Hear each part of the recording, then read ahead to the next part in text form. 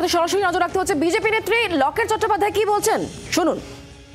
উনি মাল্যদান পুষ্পার্ঘ দিয়েছেন, এরপরে উনি শিব মন্দিরে গেছেন, শিব মন্দির দর্শন করেছেন, স্বামীজির জন্মস্থান যেটা রয়েছে সেখানে দর্শন করেছেন, হলে গেছেন। আমাদের অনেক বিশিষ্ট ধর্মগুরু থেকে শুরু করে বিশিষ্ট আধ্যাত্মিক ব্যক্তিবর্গেরা বিভিন্ন সংগঠন থেকে এসেছিলেন, ইচ্ছা প্রকাশ করেছিলেন অমিত শাহজি এবং তারা এসেছিলেন এবং আধ্যাত্মিক আলোচনা হয়েছে, কোনো রকম রাজনৈতিক আলোচনা হয়নি।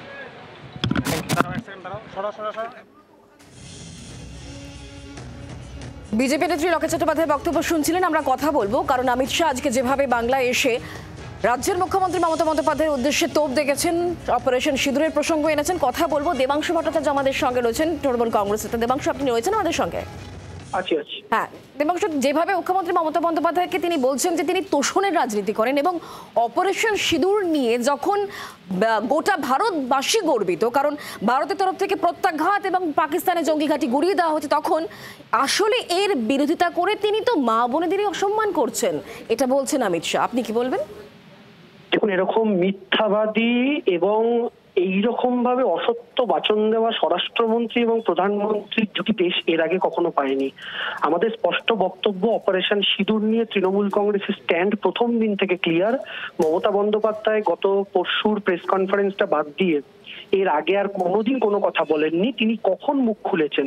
তিনি কি সিঁদুর নিয়ে বলেছেন? অপারেশন সিঁদুর নিয়ে না, তিনি মুখ খুলেছেন তখন যখন দেশের প্রধানমন্ত্রী রাজনৈতিক মঞ্চ থেকে অপারেশন সিঁদুরকে ভোট ব্যাংকে কাজে লাগানোর জন্য রাজনীতি করেছিলেন। তাহলে প্রথম অপারেশন সিঁদুর নিয়ে পলিটিক্স ভারতীয় জনতা পার্টি করেছে, তৃণমূল কংগ্রেস নয়। তৃণমূল কংগ্রেস শুধু রিটালিয়েট করেছে, পাল্টা উত্তর দিয়েছে। আজকে স্বরাষ্ট্রমন্ত্রী নির্লজ্জের মতন বলছেন যে অপারেশন সিঁদুরের বিরোধিতা করছেন কারণ দেশের মুসলমানদের তুষ্টিকরণ করার জন্য রাজ্যের, এই কথাটাও তিনি বলেছেন।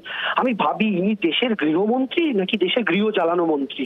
তার কারণটা হচ্ছে খুব স্পষ্ট, সন্ত্রাসবাদীরা ধর্ম দেখে দেখে এই কারণেই মেরেছিল, শুধু ধর্ম দেখে মারেনি, লিঙ্গ দেখেও মেরেছিল, শুধু পুরুষদের মেরেছিল, হিন্দু পুরুষদের। তার কারণ ছিল এই যে তারা ধর্ম দেখে মারছে, এই বার্তাটা যেন কিছু বেঁচে থাকা মানুষ বাইরে গিয়ে প্রচার করতে পারে, এবং তাহলে ভারতকে শুধু ফিজিক্যালি অ্যাটাক করা হবে না, সাইকোলজিক্যালিও অ্যাটাক করা হবে এবং দেশটাকে ধর্মে ধর্মেও ভাঙা যাবে। এটা সন্ত্রাসবাদীদের উদ্দেশ্য ছিল, দেশে গৃহযুদ্ধ লাগানো।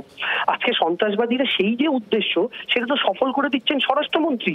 আজকে অপারেশন সিঁদুরের বিরোধিতা বা পক্ষে বলার সঙ্গে রাজ্যের মুসলমানদের তুষ্টিকরণের কি সম্পর্ক? দেশের মুসলমানরা কি পাকিস্তানের পক্ষে, নাকি দেশের মুসলমানরা সমর্থন করেন না অপারেশন সিঁদুর? এই কথাটা বলে আলটিমেটলি দেশের একটা বড় জনগোষ্ঠীকে দেশের মধ্যে বিচ্ছিন্ন করার কাজ দেশের স্বরাষ্ট্রমন্ত্রী করছেন, যেটা স্বরাষ্ট্রমন্ত্রী হিসাবে করা তো দূরের কথা, দেশের শত্রু পাকিস্তানের চিন্তা ভাবনাকে তিনি আসলে এক্সিকিউট করতে না পেরেছেন, যার তীব্র ধিক্কার এবং নিন্দা জানাই আমরা। বাংলার আওয়াজ, বাঙালির আবেগ, জি 24 ঘন্টা।